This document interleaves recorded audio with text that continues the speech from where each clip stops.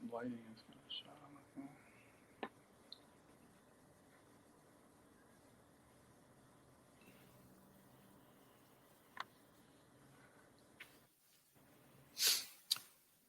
Hey everybody, what's going on? We're back. Television Radio, Bay Ragni here, and you see my guest is here. He's patiently waiting, Mr. Michael Vampire from Dead Girls Academy.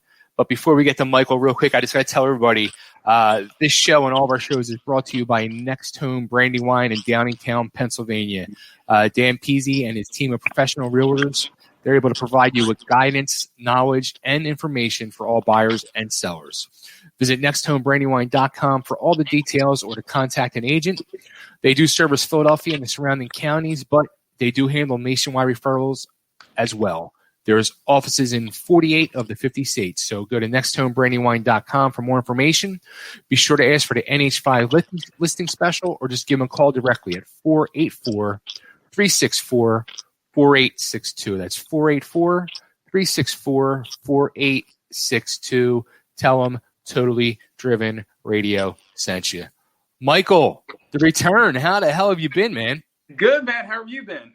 Dude, doing well. Doing very well. It's much better, especially you're a visual dude. We need to see you. You don't need to see me, but it's much better than doing a phone interview. No, I appreciate this, man. I like doing video better so it's more of a connection. Absolutely. Yeah. Absolutely. So, it's funny too. Like, I like all this stuff hit me as I was getting ready for the interview. I saw you guys play, just over a year ago in Philly when you guys were on tour at Adelita's Way. And one of the opening acts was Zero Theorem, which I just talked to Caesar, the lead singer, the other day and interviewed him because they got new music out now too. So it's kind of like you guys are on a little parallel course going on. Well, that's great to hear. Yeah, they were super cool guys when we were on that little run with them. So I wish them luck with everything. Nice. Now, how about you and the guys in the band? How you guys holding up with this whole COVID pandemic thing going on? It's been a challenge. It's weird to have your whole world stop. I mean, especially us for the touring, at least the touring part of it. And you start figuring out new aspects of life, if you will, like who you really are and what you want to achieve. And I've just been lucky enough to have been working on music during that time. So it's kind of got my brain, still on path and where I want to be. But it's been a challenge, man. How about yourself? Crazy, right? Yeah, actually, it's been very good for me because it made me like I have a whole new life now. Like I was living in Philly, like I said back then. I'm living in Nashville now. Got a whole new life going on, and it made me appreciate my new life much more. And it made me be able to do a lot more shows and bring this show back and be able to do explore the video world and video aspect of it, and just being back in the game, doing all this stuff again. And I'm just over the mountain, excited. Oh, that's awesome, man. I would assume too, because I feel like this is a way to connect now with your fans and with people, and doing this kind of stuff. I mean, I really appreciate you doing it because it's really one of the only outlets we have. Yeah, like I mean, have you guys done any? I don't think you have like any of the whole live streaming thing that some of the bands are doing. We haven't gone to that level yet of doing any kind of live broadcast. The only reason because it just was so oversaturated, and I wanted to do something special if we were to do it. And people don't realize that when you stop touring, because our last time we were on tour was with POD, and that was in November.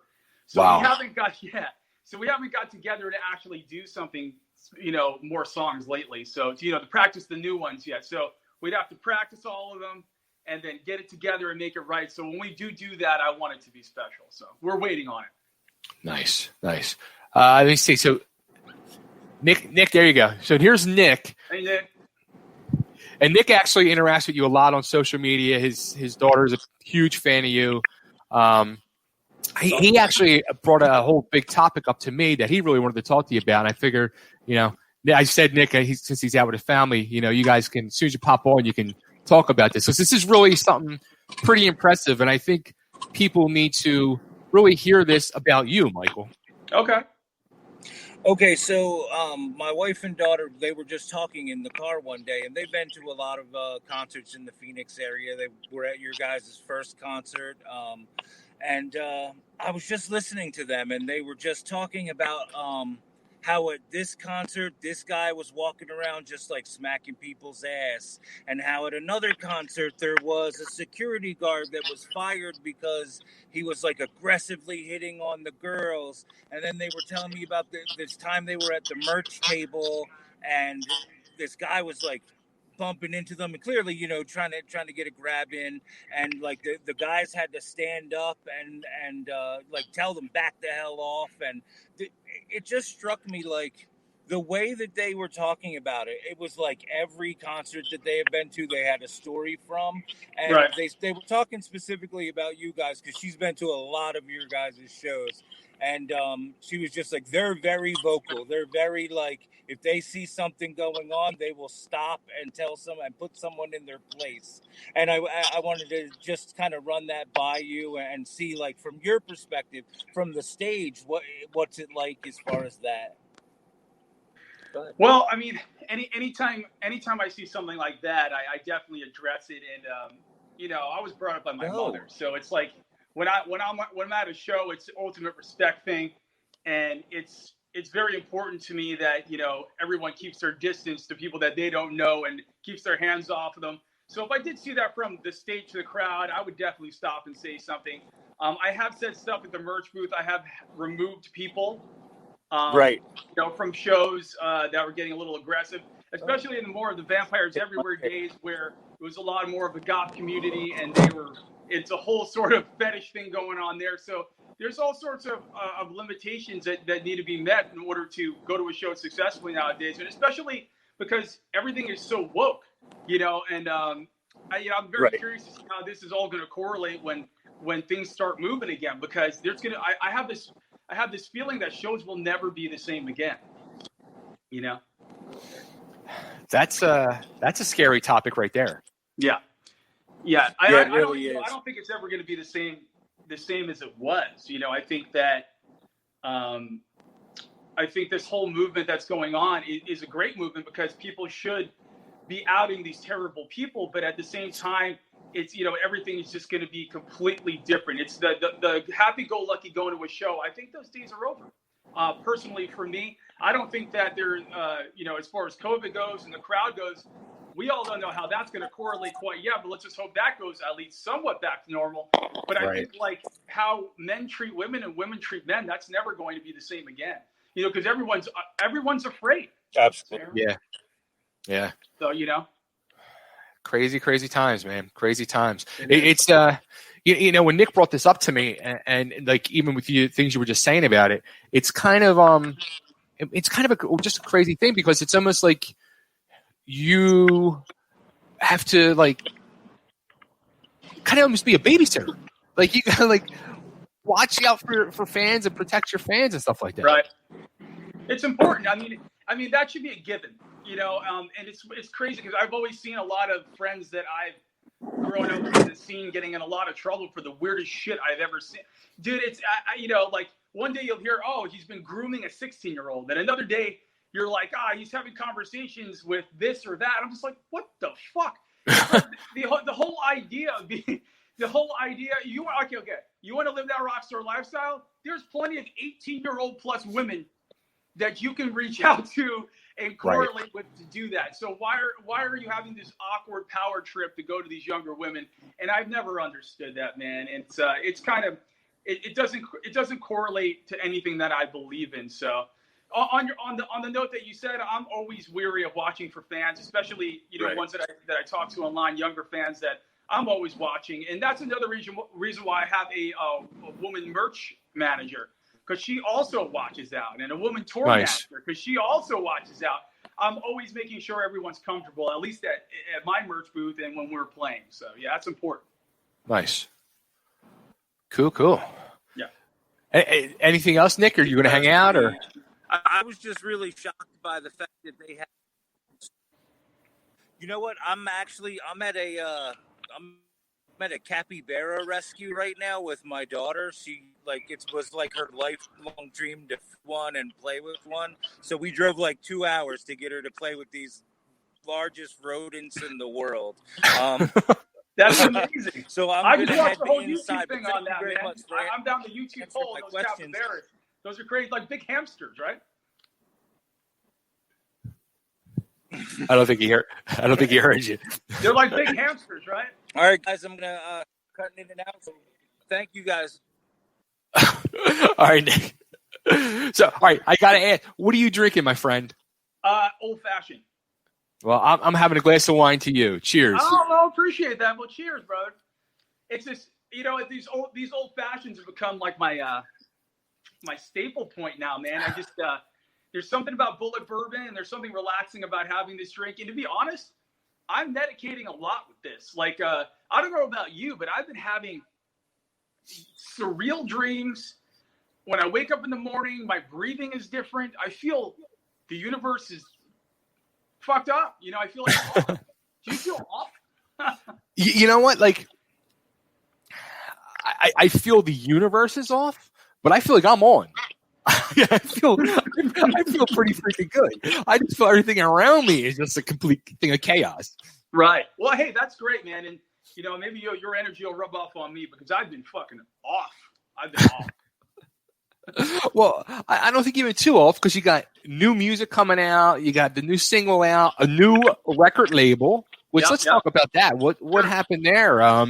The first album was on Victory Records. Were you guys just the one deal with them, or were you guys searching for another label? Or well, what ended up happening? So in the middle of our European tour with POD, right at the ending, Concord bought Victory Records. Okay. So we were just like, oh shit, because we were already doing demos for a long time. We were in the middle of trying to figure that out. And when Concord bought Victory, we were just like, okay, where do we sit in this process? Right. And it turns out, so what Concord did is they bought Victory's catalog, they bought all that goodness, and then they didn't want anything to do with active bands.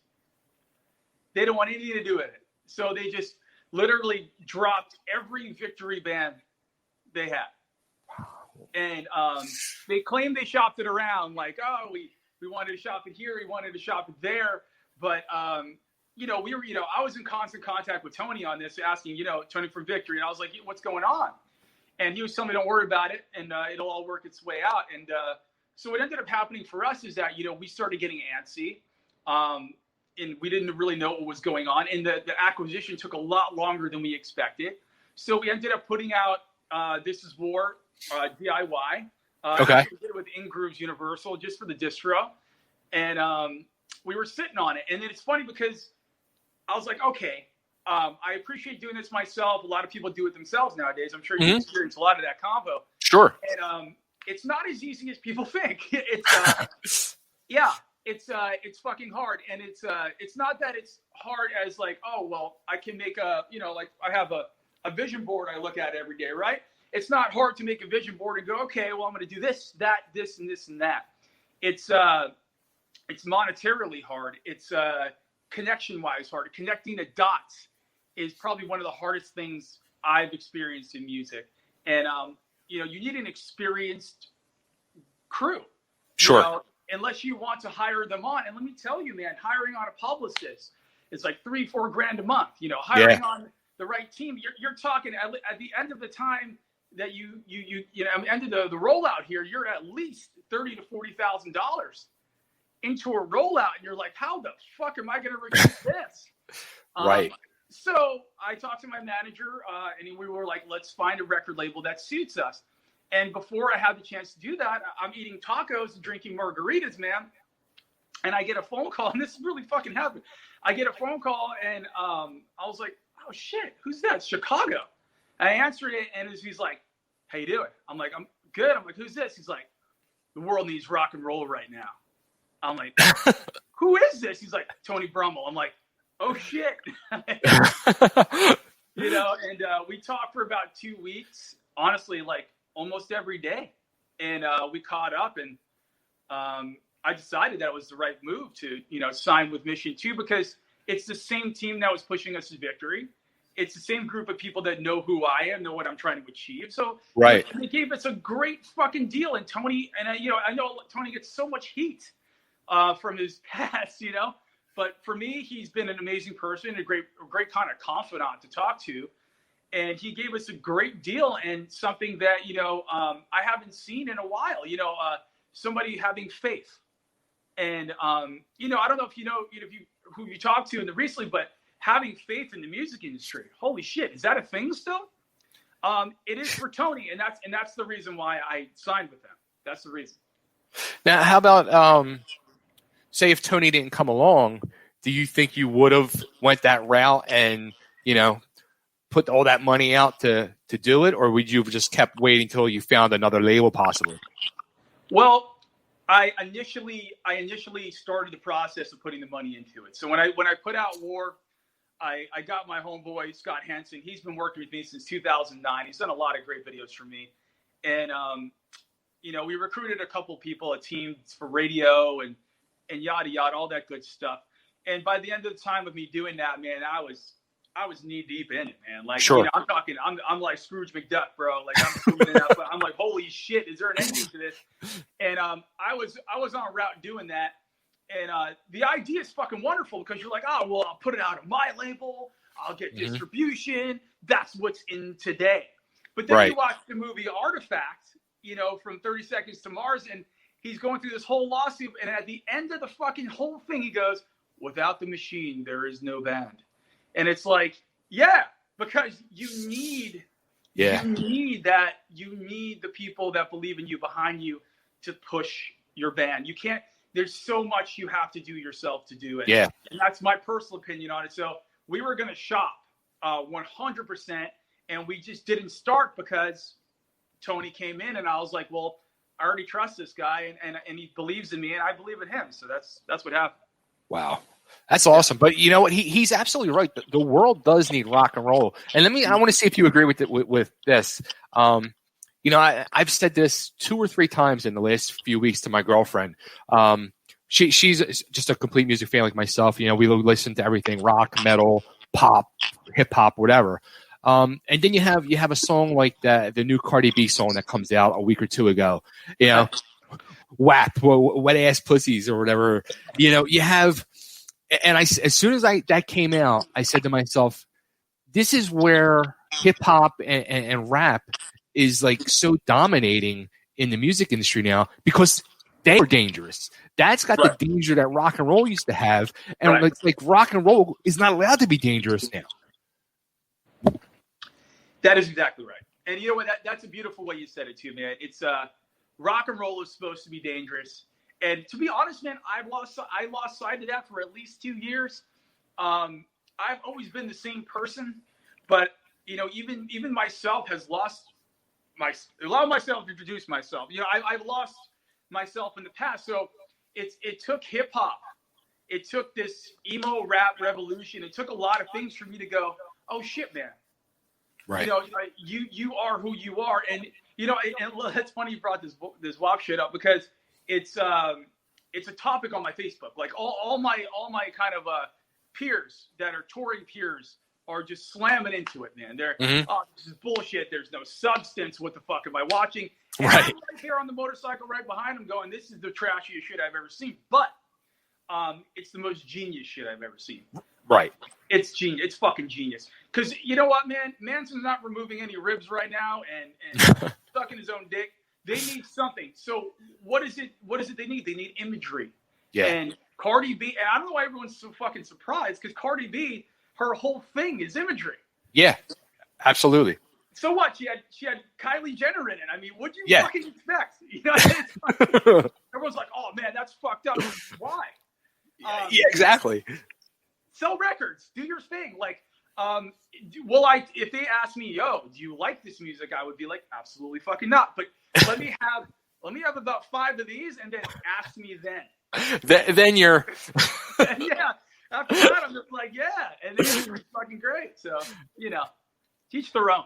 Now let me spin this to the next step. Where I remember our last interview we did, last year at some point.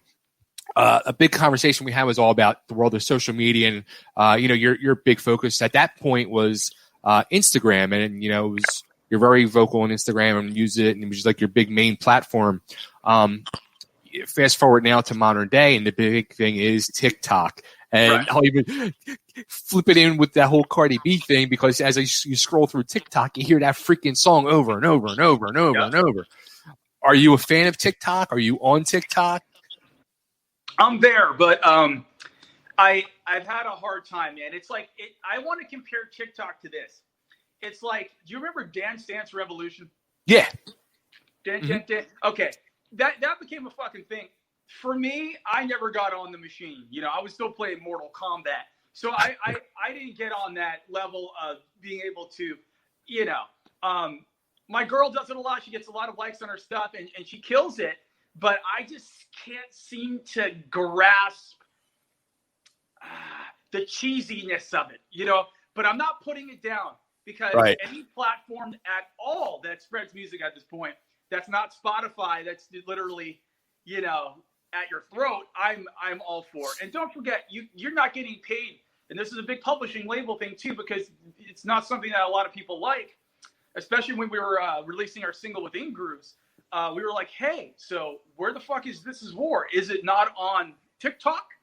Because I wanted to let everyone know. And they're like, oh, we don't tell our artists that unless they ask. And I was like, no. And then it occurred to me, a manager was telling me, it's like, oh, because there's no monetary compensation for playing your song on that. Oh. Yeah. So you're not making the money on TikTok. You're making it from everyone hearing it and then going to find it. Gotcha. So, conflict of interest. Gotcha. Yeah. Interesting. It's interesting. It is. It's especially when you're hearing, like I interviewed a guy a couple months ago, a month and a half ago, who he's just a one-man acoustic dude, and like his song had 100 spins on TikTok, or no, I mean 1 million spins on TikTok. Wow. And it's like, wow, yeah, like, but yeah, where does that lead to? Like, you know, on Spotify, he's nowhere near 1 million, but on TikTok, he's there. Right. You know, and it's funny, man. I call it it's like a link thing. So it's like, yeah, you post a link on your socials. You're like, hey, everyone, you know, like us, we're going live. Mm-hmm. Right. Everyone's like, cool, you know, but how many people out of, like, say, my 100,000 followers, whatever, on Instagram are going to go click? You know what I mean? Right. It's kind of interesting, people's interaction. And I think a lot of that now has to do with the amount of imagery you purvey and the amount of party you purvey, and what is going on if I click this? Yeah. How am I involved? And that's why I'm thinking, you know, TikTok is here and there. Like, if you have a strong image-based fan base and they're very interactive to begin with, and you go on TikTok and it goes viral, it's just going to boost you that much more. Yeah. But if you're a no name, I don't know. I mean, I guess it would just be Yahtzee at the end of the day. Well, all right. So let's now tackle Spotify, because I saw, you know, 2 of your singles from the Alchemy album has reached that 1 million stream point for both of them. Yeah. And I interviewed a guy who was a band. He was in the band called TKO. It was pretty big in the early 80s from Seattle. He just put some new music out, and he did a song with Mike McCready from Pearl Jam a couple of years ago. Oh, cool. And it got 1 million streams on Spotify. And he said to me, he's like, dude, he goes, you know, I saw that. I was like, holy shit, 1 million streams. I can buy a new car. And then he said he opened up his ASCAP or something, and he got $22. Well, fuck. So, all right. So, what's the question on that? Because I can answer that. What do you Did you get your $22? Is it really that bad?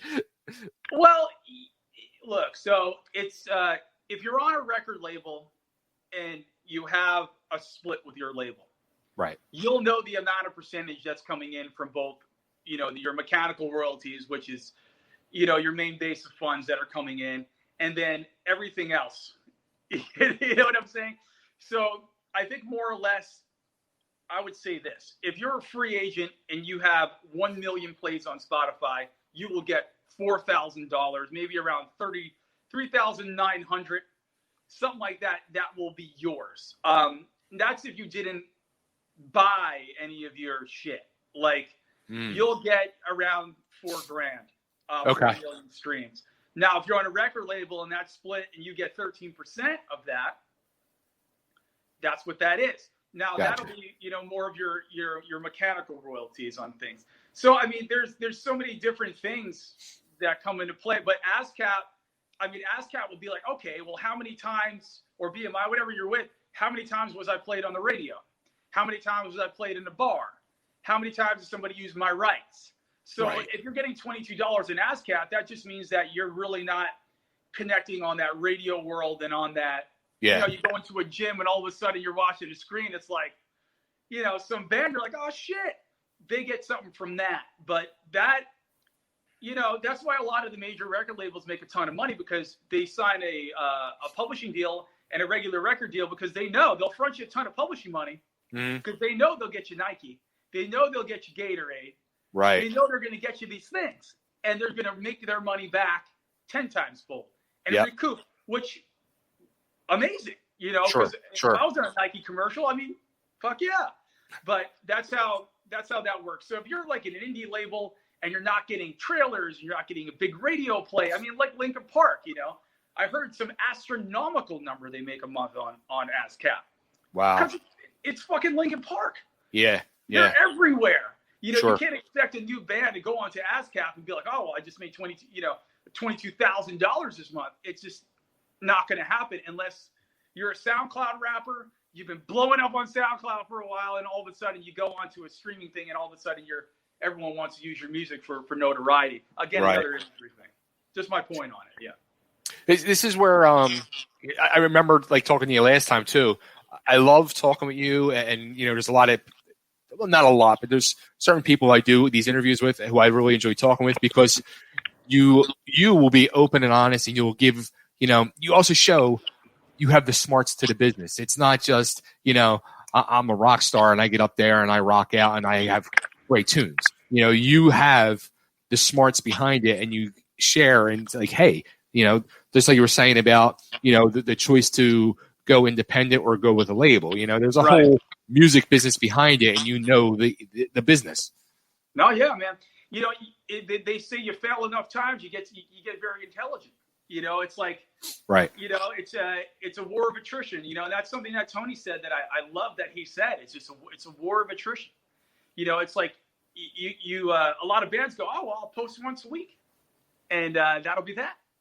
It's like that's not how it's gonna go. No. You got to constantly be talking to people and constantly be giving content and letting people know what you're doing. And we're all guilty of falling prey to the world around you and not being able to do that. But the moment that you do, you start feeling better about yourself, and you start connecting with a lot more people. So it's important. Absolutely. So the new single, "This Is War," it's out there now. Tell us about it. Who's the war against? Is it the war against the craziness of the world? Is it a war against COVID? Who's the war against? Well, I always write about my past relationships, and that song is not different. But we had the joy. I'm going to say joy because that's the only way I can put it.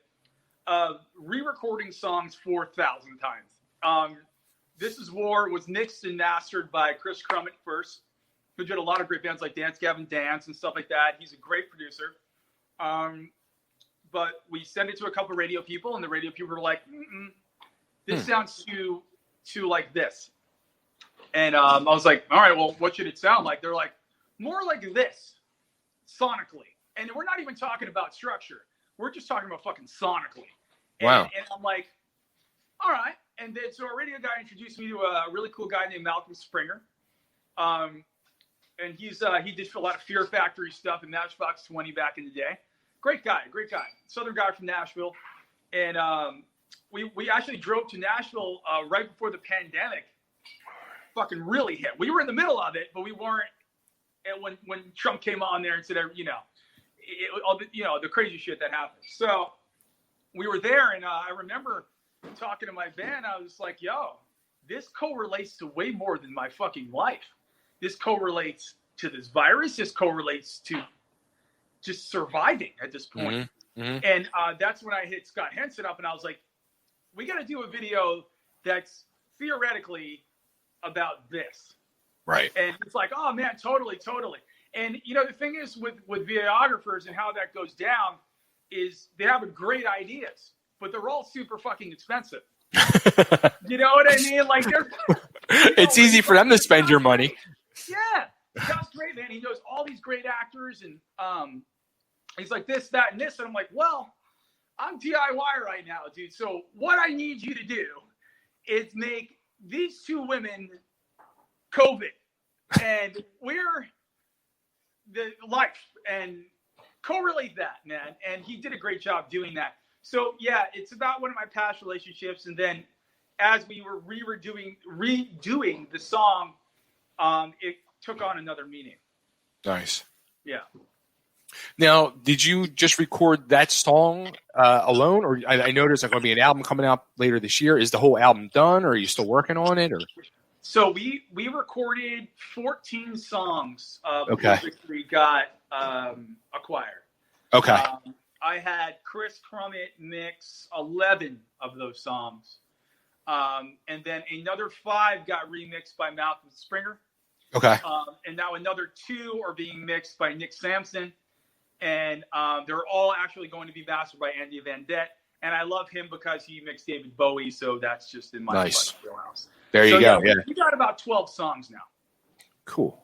And it's going to be called Doves and Glass Houses. Yes. I love that title. Thank you, bro. Thank you. You know what's funny you saying that? Because the person, my girl's right. So I was going to the refrigerator to get some orange juice, and she said something to me like, Doves and, she's from Scotland, so sometimes miscommunication happens.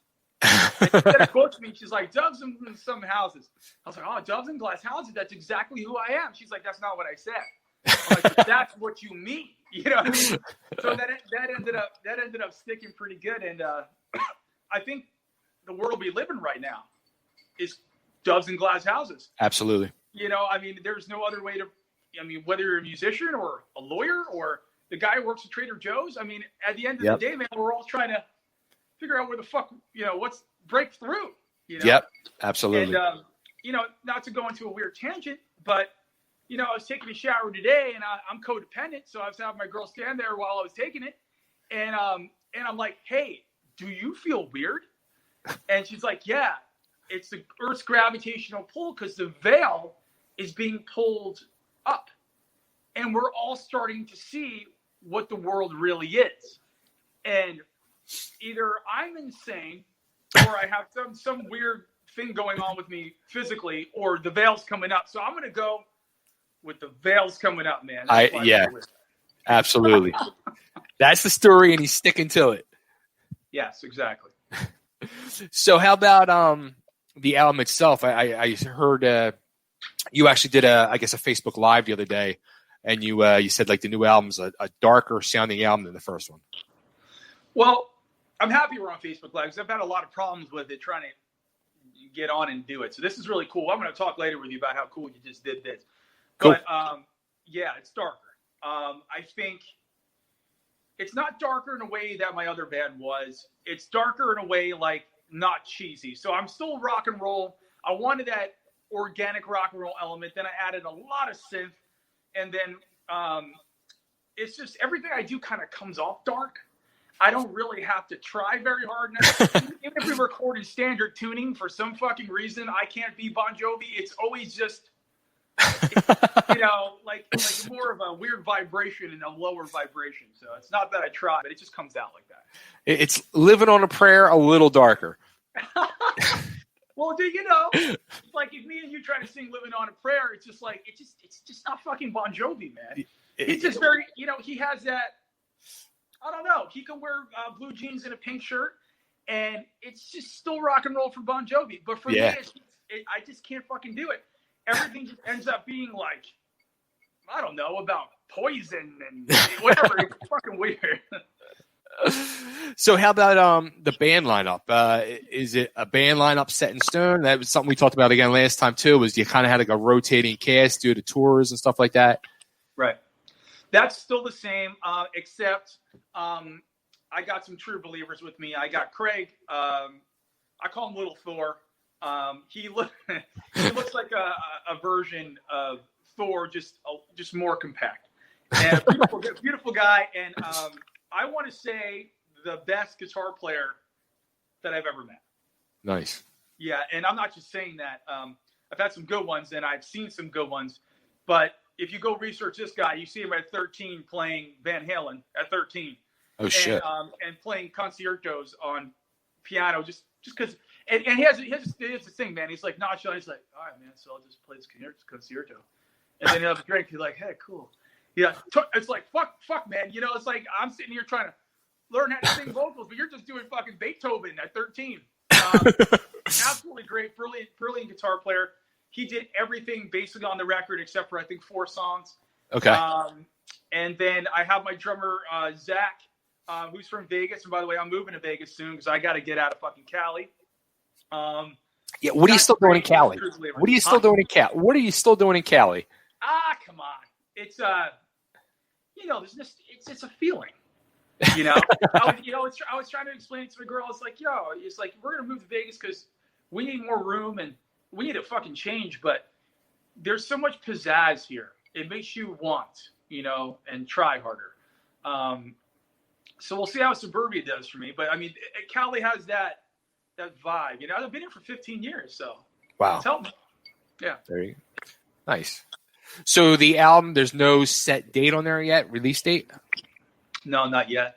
We're trying to figure that out. To be honest, we're still being mixed at this point. I don't, for me, I feel like the album will never be done. Just because it's been over a year. But it seems like we're closing out the final stretch, and everything's sent over to the guy who's mixing it, Nick over there, and Andy will be getting the stuff to master it. And then if the label approves, we'll have a date. And to be honest, man, I'm not sure when that will be. I assume it'll be in 2020 though, for sure. So how about so we touched on it very in the beginning, the live show situation. Yeah. So everything's, I guess off until 2021. And you said it's going to be different. It's going to be a different ball game. Yeah. Do you think it's going to be do you think is it going to be bad? I mean, seriously, what's your gut feeling? Is it going to be a weird situation? Is it going to be tough?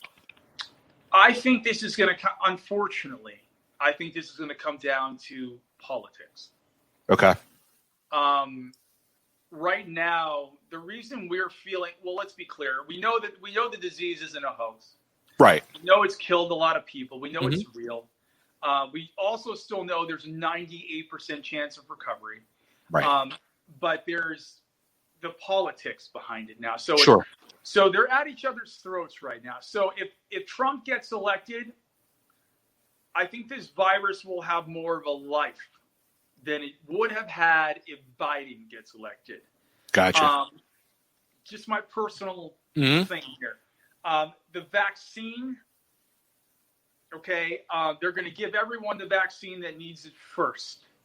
Now, politics-wise, if the Trump administration gives the vaccine first, I think the Democrats are going to find holes in it. Of course. Well, it doesn't cure everything. You still need to wear your mask. So I think it's going to be about the duration between the vaccine and them administering it to people and who gets elected and yada yada. So I mean, if I had to gamble, I would say, and I'm gambling because we have a rescheduled dates as well. I'm gambling the end of 2021. Ooh, that's what I'm gambling on that. And wow. If you want some inside information, all agents are as well. Yeah, you actually, I interviewed Steve Brown, guitar player from Trickster, about a month and a half ago, and he said, "Don't expect live shows until 2022." He said, "I'm just going to be straight up and honest with you. Don't expect them until 2022." Right. It's a lot of speculation and a lot of hearsay, but I don't want to say his name wrong. Michael Rapino. It might be something Rapino from guy who owns Live Nation. Yeah. If you heard his original jargon was nothing till 2022. And then all of a sudden he pops on about 2 weeks ago and he's like, 2021 into 2021. And now he's talking festivals because Live Nation's real money comes from festivals. But I personally think live shows will be back by the end of 2021. Now that's if everything goes correctly and the vaccine works. And dude, there's just so much speculation here. I personally can't see another year going like this. I feel like something's going to happen. There'll be a therapeutic, or there'll be something, and live shows will start. But I don't think it's going to be a capacity of Coachella or Epicenter. I don't think those are going to come back until the summertime. Well, how about like club shows and stuff like that? You think that's going to start happening, or? My agent in the UK thinks so. So he thinks that at a certain capacity, it'll be able to happen. Right. And luckily for us, we've been to the UK and EU a lot, but we're not drawing 1,000 people there yet. So we still have a club draw. So for us, it could be lucrative around. I mean, we're trying to get back out there in May of 2021. Okay. And that'll be announced soon enough. But I mean, that's what they're thinking. And a lot of agents and a lot of people are saying, oh, well, we're going to push it to 2022. This way there's no problems. But I think everyone that's done that is going to kind of miss out if something does happen in 21. So right. Exactly. So what you, a person like yourself who, let's face it, all bands these days, especially rock bands, depend on live shows and getting out there and selling their merch to survive. So what the hell are you doing to survive?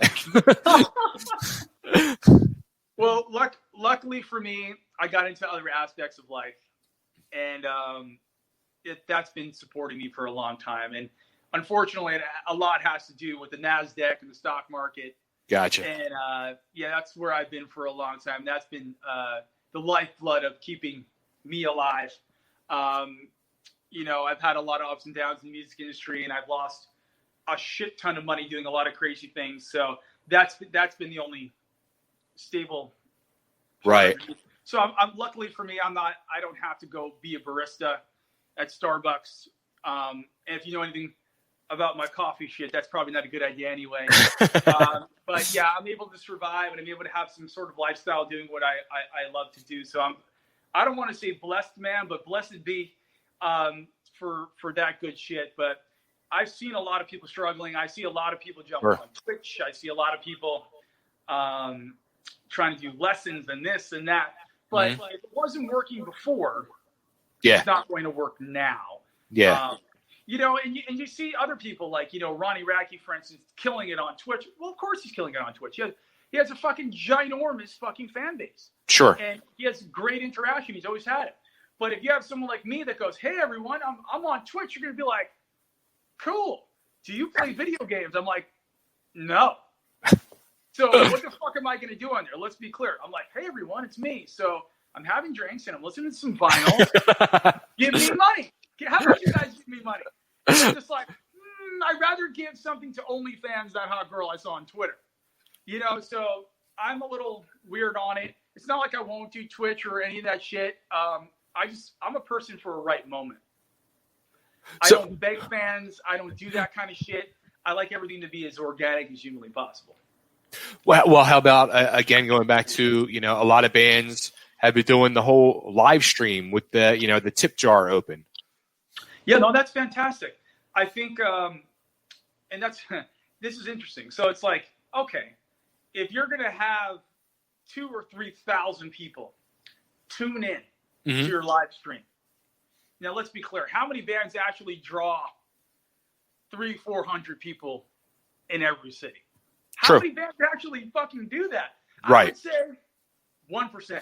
Right. Maybe less. So you're going to go on a live stream, open your fucking tip jar, and you expect, your 20 diehards to jump on there and give you about $2,000.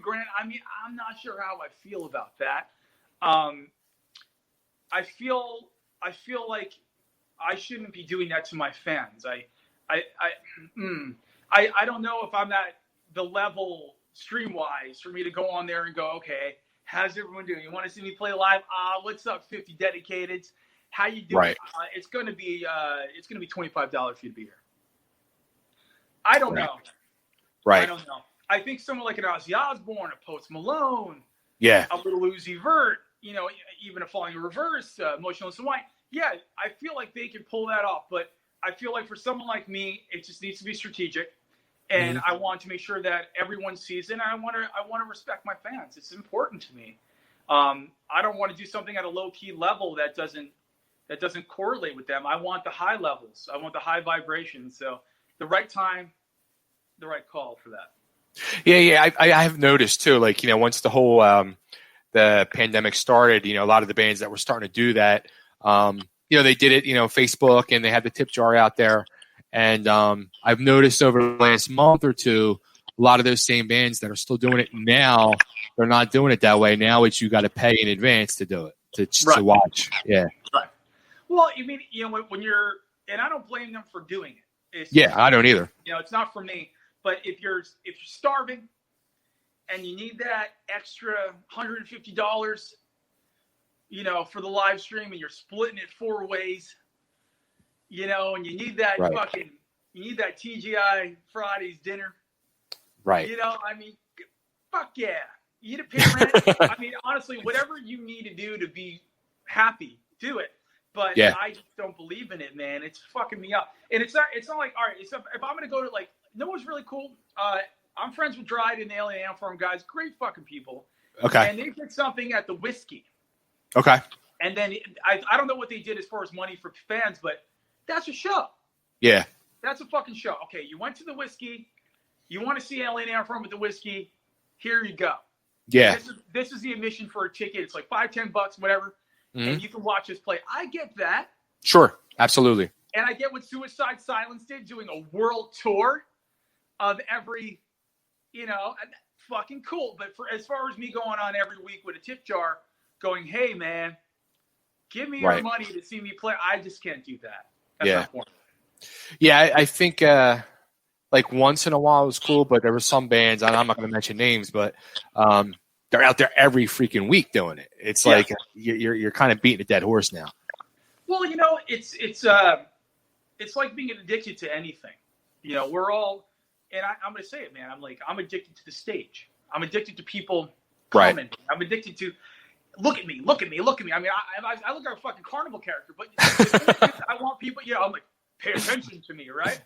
So it's like when singers and bands aren't getting that attention, they're like, the fuck do I do with myself? Right. So like, oh, people tuned. So they'll probably do their first stream, and they're like, oh, people tuned in. Yeah. I'm going to do it again. And then I'm going to do it again. And then it just becomes like, hey, every week I'm here. Mm-hmm. And during the pandemic, like the mid of it, I was doing that every Saturday on Instagram. I'm like, oh. Okay. I'm like, in this bullshit, I'm like, oh, I'm going to start a community here and everyone's going to come. But it's like, that's not what fucking happened. Yeah. At the end of the day, you had your diehards that were there, and I made their day. And at the end of the day, I love making their day. Mm-hmm. But as far as a business model, that's not a win. Yeah. But on the flip side of it, on the positive side of it, and we mentioned this, I think it's also going to become the future for live entertainment, for bands, comedians, etc., where I think it's going to be an amazing, great tool to, like you said, what bands or people are actually drawing 300-400 people a night. This is now a way to go out there and actually get the 3,000-4,000 possibly at one shot worldwide at one boom. Sure. It's interesting because I have a lot of favorite bands that stream now, and I'm not on them. And where would I catch them? Probably on YouTube. I'm a realist, so it's like, all right, well, you stream, cool. Somebody videoed that. All right, then. That'll be on YouTube. So I'm going to go check that out there. Maybe when I'm bored and I'm having an old fashioned, I'll go on there and I'll check you out. It's not the same experience as getting your ticket, showing up to the show, having like-minded people around you. Because at the end of the day, going to a show is a community. Everyone absolutely is going there. Yeah, it's a beautiful thing. And it's like we don't get the opportunity to do that through a fucking computer, bro. And I think that's what the government's figuring out now through distance learning. It's just like, it's just not the fucking same. Yeah. If you want to see me play a fucking, let's be clear, what's the difference between me live streaming and me making a music video for you? Exactly. What's the fucking difference? Exactly. I'll tell you the difference. I sound better on a music video. And at the end of the fucking day, that's, well, maybe not, throwing myself short, but that's, I don't see anyone doing different. I don't see Cardi B getting online and going, all right, live stream event. Right. Here we go. Here's my money box. Yeah. I'll make a quick $1 million off there. No, she just makes WAP and makes the most streams ever on fucking YouTube, or you're 6'9" and you snitched on all your friends, and all of a sudden you have the number one thing on you. I mean, if these people they have the right business model of how they're doing it, and that's very, very important. And even though I want to reach everybody, and you will see me on a live stream doing this, and probably will be at a venue, it's because I want everyone to hear these songs, and this is the only way I know how to do it. But I don't know if I'm going to charge them to do it. Cool. I don't see that happening. I see that being. It's like, dude, it's like, you remember Napster? Everyone bitching about Napster. Yeah. Right? It's like, okay, well, if you want to hear a song, most people are just stealing that motherfucker. Mm-hmm. So how many people will I reach if I charge, and how many people will I reach if I don't? Yeah. You'll reach more. Definitely. I'll reach a lot more. Yeah. It's important. Yeah. And if, as a musician, my job is to make, and everyone, I think people lose track of that. As a musician, my job is to make you happy.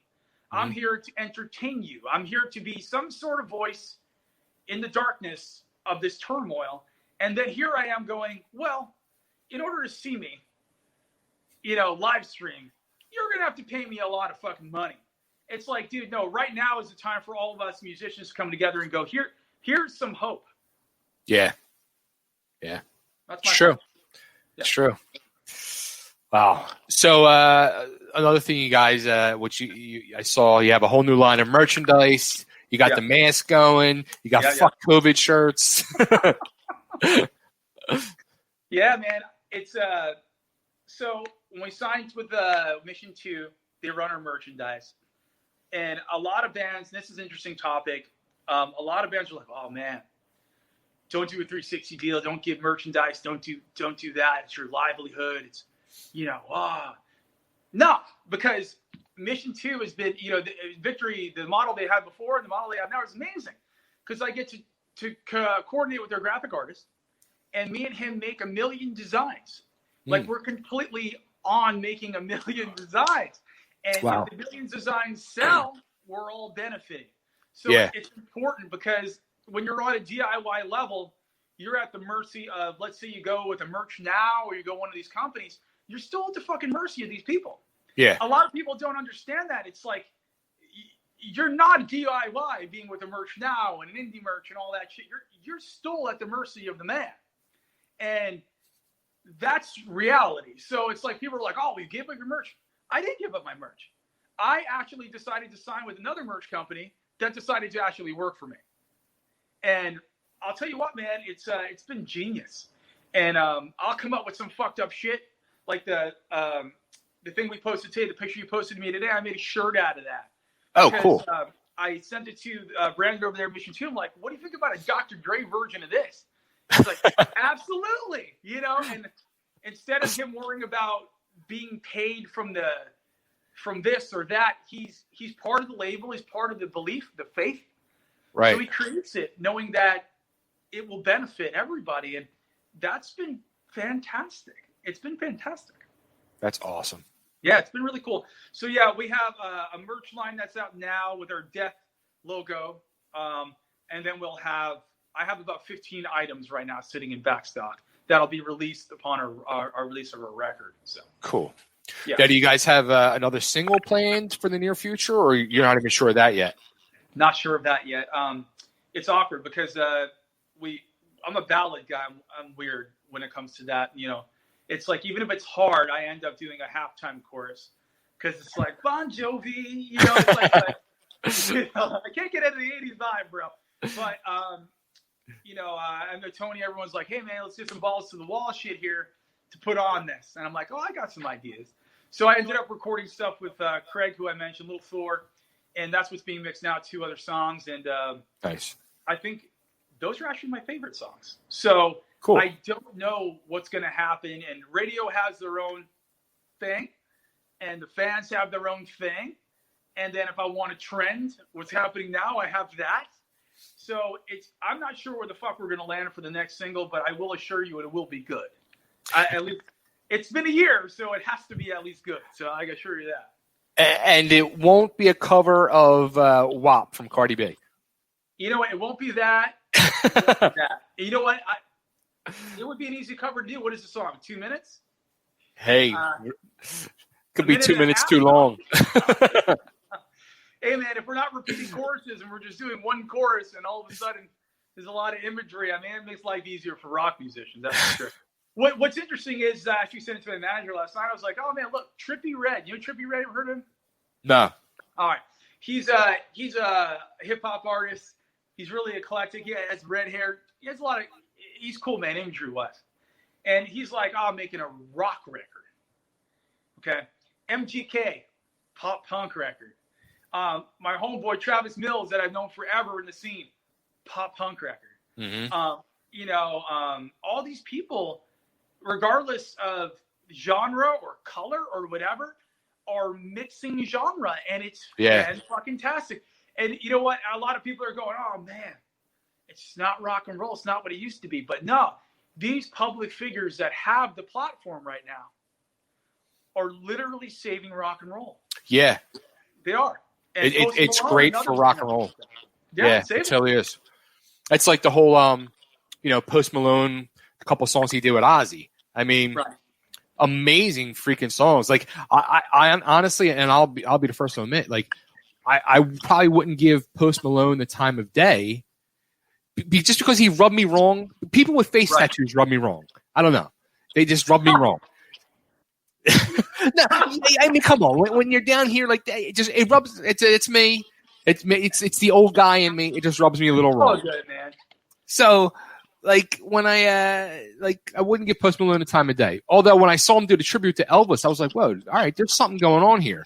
And then I heard the tune with Ozzy. I was like, oh shit, I'm in. Like I get it now. I totally get that, dude. And then he did that live stream where he did a whole set of Nirvana songs. And I was like, with Travis Barker, and I was like, this fucking dude's got it going on. It's interesting because, like we talked about failure, and failure is the number one precursor of success. Like it's a platform success, it's a catapult, if you will. Because once you fail, you want to succeed. Yeah. And it's a revenge thing. It's a feeling. It's a fire. And the craziest fucking people. I mean, like Jim Morrison and Janis Joplin and Kurt Cobain. These people weren't right. They weren't right. Nah. And that's part of Manson. Even it's these people that are just so off. You know. And when you get rejected in that kind of state of mind, you're like, no. I will figure this shit out. And what's interesting about Post Malone is that he got rejected from Crown the Empire, which was a fucking scene band. They're still a scene band. That he wanted to be the singer of that band. And they're like, no, we're good. Rejected this man. So he was into this pop punk, into this post-hardcore, into this metalcore, Warped Tour type shit. Okay. So long. And then he makes White Iverson. Congratulations. Based upon him, his failure with not getting what he wanted first. Right. And now every one of these people are looking back going, holy shit. Yeah. Holy shit. And now I want to ascend him to almost an idol. Yeah. He's idol now. Like, would we crown him king of emo rap? I think we might. But it's interesting and very respectful to take someone like him and look at his grassroots and go, okay, you've been through the ringer, my friend. You've been sleeping on couches. You gave it your all. And all of a sudden you hit it on SoundCloud with some shit. And now you're at this spot. And I have total respect for that. And he's got hooks. Totally. And the reason he's got hooks for days is because he was rock to start with. And you know what? I don't want to be biased, but I'm going to say he got them rock hooks. End of the day. Truth. Absolute truth. Rock hooks. Rock hooks. It's all about the rock hooks. Just ask Bon Jovi. I wish I could, man. And you know what? I've hit up a lot of people to collab. I haven't hit him up. But fuck, man. I don't know. I might have to sell the family farm to get him on a song, but I don't know. I might do that to get him. Imagine having Bon Jovi on your song. Right. What the the fuck? I know my girl's mother would trip out.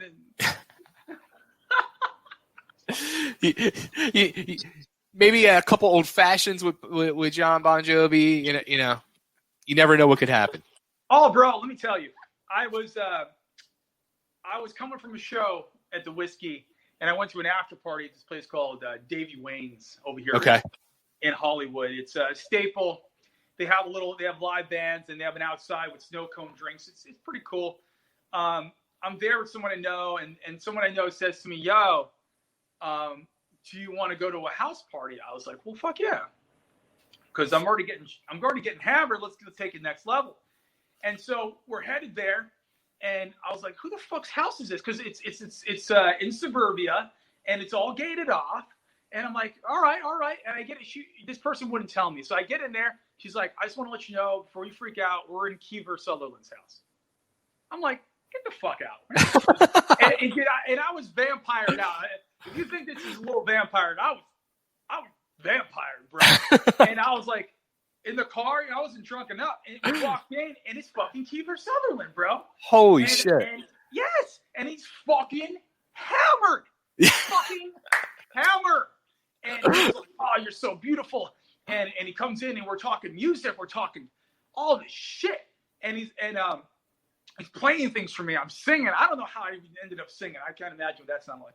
And right before I left, bro, this is such a tangent story. Right before I left, I said I had to get the balls, right? Because I had a lot of his bourbon, special bourbon he got.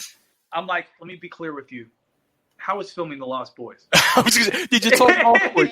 You had to talk fucking Lost Boys. I had to. He said, "Best time of my life, man." And he gave me his fucking phone number, and he's never answered my text since that day. But I will tell you, this makes no sense of what we're talking about, but I will say those little life experiences really shape who you are. So having Bon Jovi on a song would be cool. That's awesome.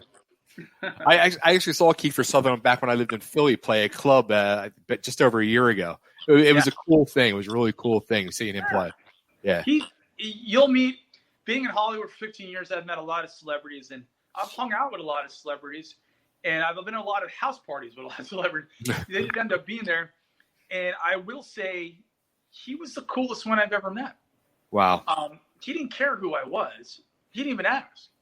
He was just like, "Welcome to my home.